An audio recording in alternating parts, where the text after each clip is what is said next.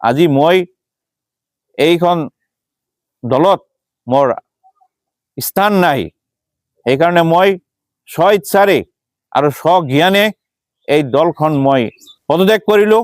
মই আপোনালোকলৈ মই ধন্যবাদ জনাইছোঁ, আপোনালোক আহিছে, আপোনালোকক মাতিছিলোঁ। আচ্ছা, বহুত ডিপ হাৰ্ট লৈ মই আপোনালোকক ওচৰত সন্মুখত থিয় হৈছোঁ বা বহিছোঁ আজি।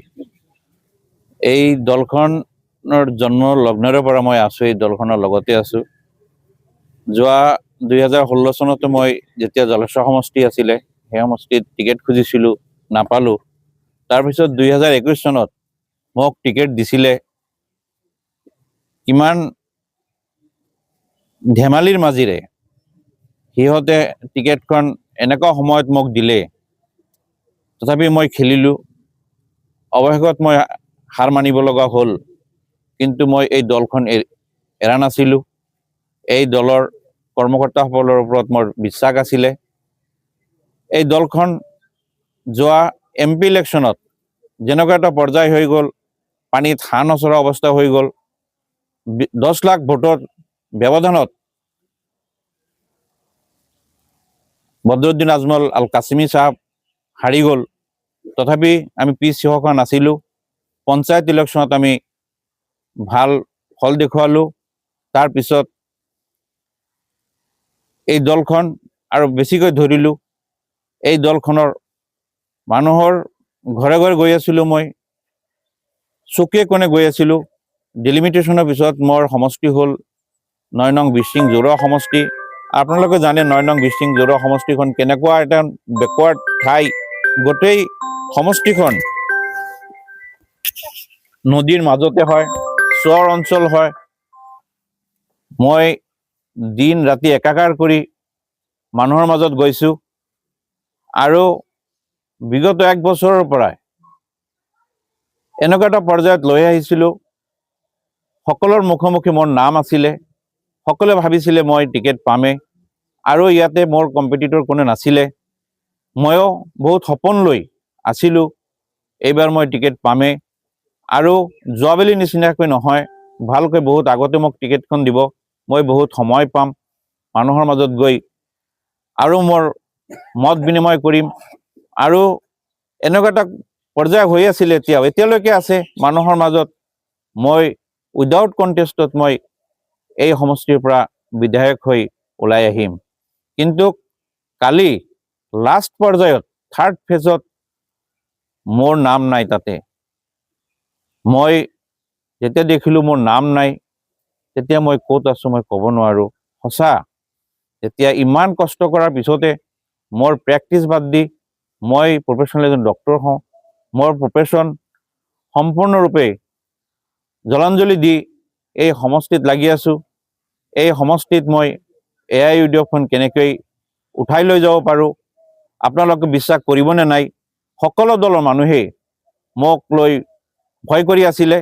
যদি ডক্টৰ ৰেজাই টিকেট পায়, তেতিয়াহ'লে তাত ডক্টৰ ৰেজাক ফেৰ মাৰিব পৰা কোনো নাই। আৰু আপোনালোকেও জানে, এই সমষ্টিৰ more than 70% মানুহ মোৰ লগতে আছিলে।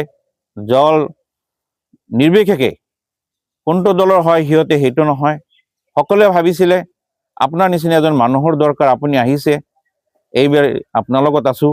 ময়ো সিহঁতক কথা দিছিলোঁ, মই আপোনালোকৰ লগত থাকিম, যিকোনো সময়তে থাকিম, যিকোনো বিপদৰ সময়তে থাকিম, ভাল সময়ততো থাকিমেই, যিকোনো বিপদৰ সময়তে মই আপোনালোকৰ লগতে আছোঁ। মই যেতিয়া টিকেট নাপালোঁ, তেতিয়া দেখিছোঁ মোতকৈ এই অঞ্চলৰ মানুহবিলাকৰে, এই সমষ্টিৰ মানুহবিলাকে বেছিকৈ দুখ প্ৰকাশ কৰিছে। মই ফোন ধৰি শেষ কৰিব নোৱাৰোঁ, কেতিয়াবা মোৰ ফোন অফ কৰি ৰাখিব লাগে। আমাৰ দলৰ কৰ্মকৰ্তাবিলাকৰ অৱস্থা মই দেখিছোঁ, সিহঁতৰ যি মৈমতলী ভাৱ, সঁচাকৈ সিহঁতৰ ওচৰত যেন আমি মানুহেই নহয়, সিহঁতৰ ওচৰত পশুৰ সমতুল্য হৈ আমি গৈছোঁ। আমি যেন টিকেট লাগিবই, আমি MLA হ'বই লাগিব, নহ'লে যেন আমি জীয়াই থাকিব নোৱাৰিম, সিহঁতৰ এনেকুৱা এটা ভাৱ। আৰু সিহঁতে কিহৰ ভাৱত এনেকুৱা ধৰণে কৰি আছিলে মোৰ লগত, যোৱাবেলিও দেখিলে মোক কেনেকুৱা ধৰণে টিকেট দিলে, মই খেলিলোঁ, এইবেলিও সেই তেনেকুৱা এটা অৱস্থাত লৈ আহি এনেকুৱা সময়ত মোক ঠেলি দিলে, যেনেকুৱা সময়ত মই একো কৰিব নোৱাৰোঁ। সঁচা, মই এই দলৰ কৰ্মকৰ্তাসকলক মোৰ অন্তৰৰ পৰা ধিক্কাৰ জনাইছোঁ। মই সিহঁতক কি ক'ম, মোৰ কোনো ভাষা নাই। মই ইমান অভদ্ৰ মানুহ নহয় যে মই সিহঁতক অভদ্ৰ ভাষাৰে কৰিম। আৰু যাক টিকেট দিছেই, মই সেই মানুহজনৰ কথা সিহঁতে জানে ভালকৈ কেনেকুৱা ধৰণৰ তাৰ ভাষা হয়, সেইবিলাক মই ক'ব নাযাওঁ। সেইবিলাক শুনিবলৈ মোৰ বেয়া, আমি শুনিব নোৱাৰোঁ। মই ক'ম সেইবিলাক কথা। মোৰ মনত দুখ আছে, মই ক'ব সঁচা কথা। এই দলৰ যি দলপতি হয়, সি কেৱল কি ভাবে মই ক'ব নোৱাৰোঁ। আমাক মানুহ হিচাপে ভাবে নে কি কেনেকুৱা ভাবে সেইটো নাজানো। সি তেখেতৰ ওচৰত যেতিয়া তেতিয়াই গৈ আছিলোঁ। লাষ্ট কালিলৈ গৈছোঁ। এইফালে তেখেতে কৈ আছে প্ৰেছ মিট দিবলৈ গুৱাহাটীত, সেইফালে মোক কৈ আছে 10:30 মোক লগ ধৰিব। শুই যায় তেখেতে। সেইবিলাক মানুহক ট্ৰিট কৰা নহয়। আমি ডক্তৰ হওঁ, আমি মানুহক ট্ৰিট কৰিয়ে খাওঁ সকলো সময়তে। আমাৰ ওচৰত মানুহ আহে আৰু তেখেত যেনেকুৱা ব্যৱহাৰ মোৰ লগত লাষ্ট দিন কৰি দিলে, মই সঁচা দুখ পাইছোঁ। মই সঁচা মোৰ মৃত্যুলৈকে এইখিনি কথা মোৰ মনত থাকিব। তেখেতে যদি মোক দুটা কথা ভালকৈ কৈ দিব পাৰিলেহেঁতেন যে মই আপোনাক টিকেট দিব নোৱাৰিলোঁ, মোৰ কিবা বাধ্যবাধকতাৰ কাৰণে মই টিকেট দিব নোৱাৰিলোঁ, তথাপিও মই অলপ কিজানি সুখ পালোহেঁতেন, মই মনত অলপ শান্তি পালোহেঁতেন যে নহয় তেখেতে কিবা এটা কথা কৈ মোক দিছে। তাৰপিছত ইহঁতৰ লগে আৰু চিলেকশ্যন বডি আৰু 2-এজন মানুহৰ কাৰণে আজি মোৰ টিকেটটো নহ'ল। সিহঁতৰ কথা কেইদিনমান আগতে সিহঁতে মোক কৈছিলে ৰাতি অভাৰ ফোনত মোক কৈছিলে আপোনাৰ টিকেট হৈ গৈছে, আপুনি কাকো নক'ব, আপোনাৰ কাম কৰি থাকক। মই সঁচা তেনেকৈ আছিলোঁ, মানুহৰ মাজত গৈ আছিলোঁ আৰু মোৰ টিকেট হ'ব বুলি মই একেবাৰে পজিটিভ হৈ আছিলোঁ। তাৰপিছত মোক ধুবুৰীত ঘৰ ভাড়া কৰিব কৈছিলে যে আপুনি ধুবুৰীত ঘৰ ভাড়া কৰি লওক, যিহেতু এইফালৰ মানুহখিনিৰ লগত আপোনাৰ কানেক্টিভিটি লাগিব। মই লগে ঘৰ ভাড়া কৰি তাত থাকিব ল'লোঁ। আমাৰ মানুহবিলাক তাত থাকিব ল'লে। সেই চহৰ অঞ্চলৰ চব মানুহ তাত যায়, প্ৰত্যেক দিনে যায় আৰু তেনেকেই আমি কাম কৰি আছিলোঁ। হঠাতে এই এজন মানুহক জইন কৰাই কিনি কেতিয়াও তেখেতে আমাৰ দলৰ লগত কোনো সময়ৰ তাৰ কানেক্টিভিটি নাই, কানেকশ্যন নাছিলে। তেখেত নিৰ্দলীয় খেলিব। লাষ্ট 4টা ইলেকশ্যন আমাৰ দলৰ কেণ্ডিডেটৰ লগতে তেখেতে হাৰিছে। এইবাৰ তেখেতক জইন কৰাৰ লগে তেখেতক টিকেট দি দিয়ে। আৰু আমি বিগত 20 বছৰৰ পৰা এই দলত আছোঁ আৰু লাষ্ট 15টা বছৰৰ পৰা এই দলৰ টিকেট বিচাৰি আছোঁ। লাষ্ট টাইম খেলিলোঁ। এইবাৰো মই নিজ হাতেৰে, মই বেছিকৈ নকওঁ, মই নিজ হাতেৰে এই বিশিং জৰুৱা সমষ্টিখন বনাইছোঁ। এইটো কোনেও মানা কৰিব নোৱাৰে। কোনেও ক'ব নোৱাৰিব যে নহয় আপুনি মিছাকৈ বেছিকৈ ক'লে। মই চব মানুহে জানে মই এই বিশিং জৰুৱা সমষ্টিখনত AIUDFৰ প্ৰভাৱখিনি ময়ে আনিছিলোঁ। আজি মই এইখন দলত মোৰ স্থান নাই। সেইকাৰণে মই স্ব-ইচ্ছাৰে আৰু স্বজ্ঞানে এই দলখন মই কি ক'ব পদত্যাগ কৰিলোঁ। মই ডিষ্ট্ৰিক্টৰ ৱৰ্কিং প্ৰেচিডেণ্ট আছিলোঁ।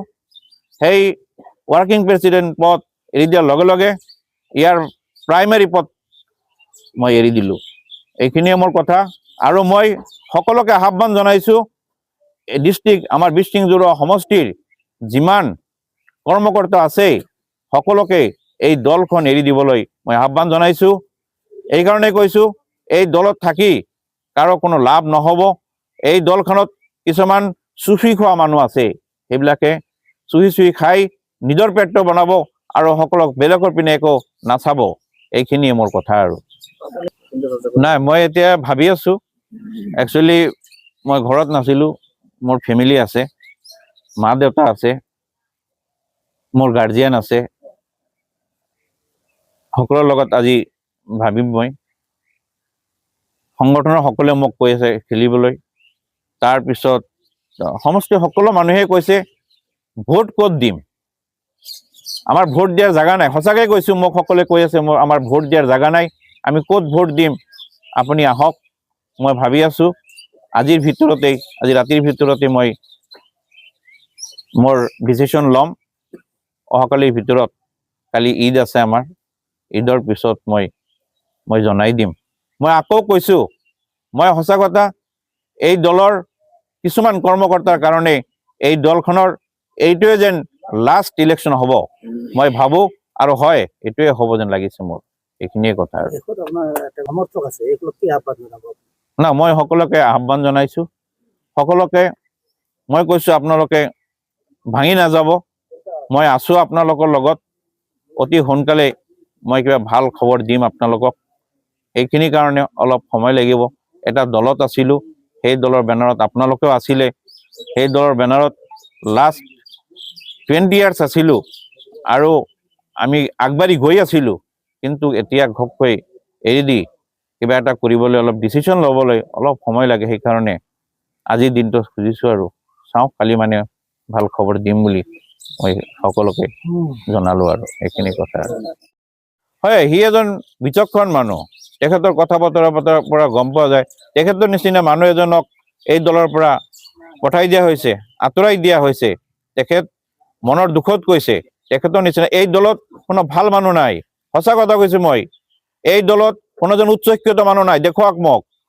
এই দলত কোনো এজন টেকনিকেল উচ্চ শিক্ষিত মানুহ নাই এই দলত কোনো এজন ডক্টৰ মানুহ নাই মই এজন ডক্টৰ মানুহ আছিলোঁ মোৰ নিচিনা ডক্টৰ মই এজন চাৰ্জন হওঁ ছিনিয়ৰ চাৰ্জন হওঁ মোৰ নিচিনা সকলো চাৰ্জনে মোক কৈ আছিলে আপুনি বা তুমি কিয় এইখন দলত থাকিব লাগে মই তথাপি কৈছিলোঁ নহয় এই দলত মই বহুত দিনৰ পৰা আছোঁ এই দলখন মই এতিয়া এৰিব নোৱাৰোঁ মোৰ কিছু গাইডলাইনত মই চলোঁ সেইকাৰণে কিন্তু এতিয়া দেখিছোঁ মোক সিহঁতে লাত মাৰি গৈ আছে মোৰ সন্মুখেদি মোক লাত মাৰিছে পিঠিত লাত মাৰিছে মোক দি এই সমষ্টিখন